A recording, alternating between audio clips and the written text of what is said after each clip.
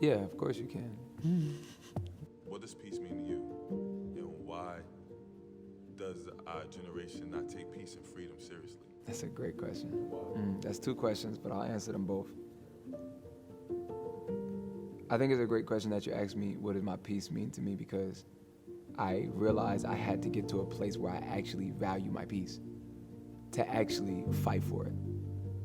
I had to value my peace. I had to value my security. I had to value my safety for me to actually fight for it. I didn't value it before.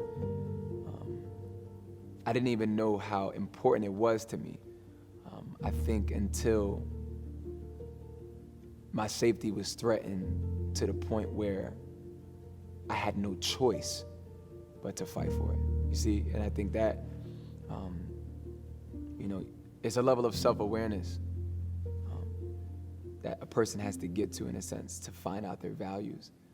And one of my boys used to always tell me, if you value it, you do move different. You know what I'm saying? It's one thing to say, I want peace, but it's a whole other thing to actually value your peace.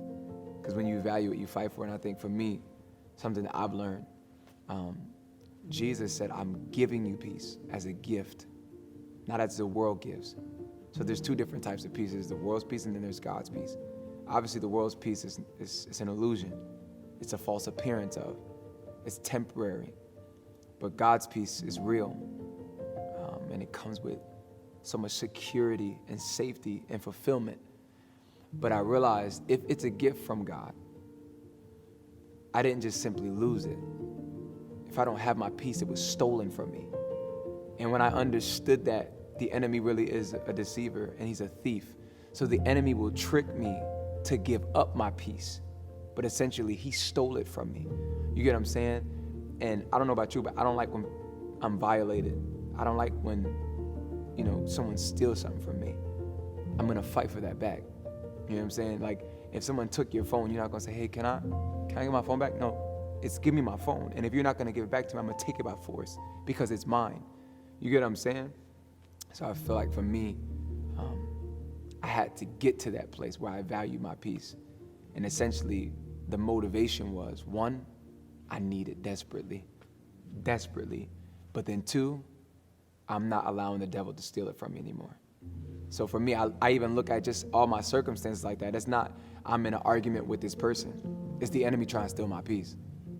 So I'm going to fight for my peace. It's not that, this thing right here just emerged in my life that's got me all flustered. No, it's the enemy trying to steal my peace.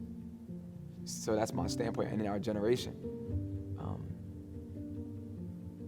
I think the reason why our generation doesn't fight for peace within ourselves, and the reason why I say that because my pastor was just talking about that peace is not necessarily the absence of war or trials or challenges, but it's the absence of war within yourself.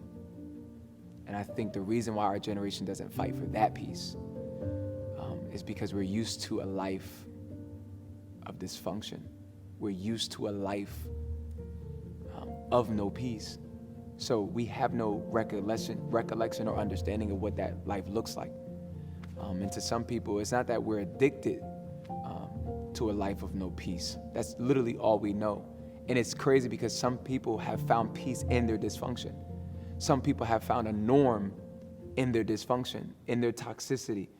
And that person obviously doesn't have a level of awareness that they need for them to realize that their dysfunction is self-sabotaging. You get what I'm saying? And for me personally, I think everybody struggles with things like anxiety, worry, and fear. That eventually those things will start to really affect your mind, your body, your soul, your emotions. And I think the level of awareness that one has to get to is to understand themselves.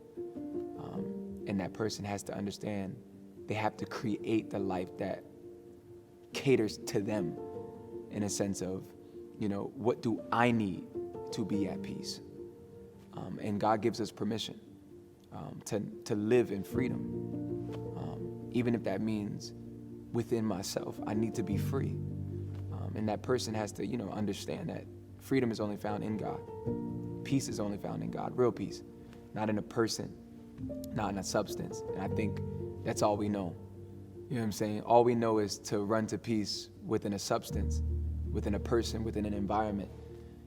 You know what I'm saying? We're searching for all these things that provide no peace. That's why I love when Jesus says, listen, come to me, all you who are weary, you're heavy burden, you got too much you carrying. And in the Amplified it says, literally, all of you, in a sense, who have been weighed down by rituals, things that provide no peace, come to me.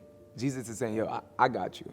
But again, that's a whole nother journey that someone has to decide to take on. But Jesus provides that peace. And essentially, if I don't know him, I don't know peace. That's our generation's struggle. We're trying to find all of these godly things without God.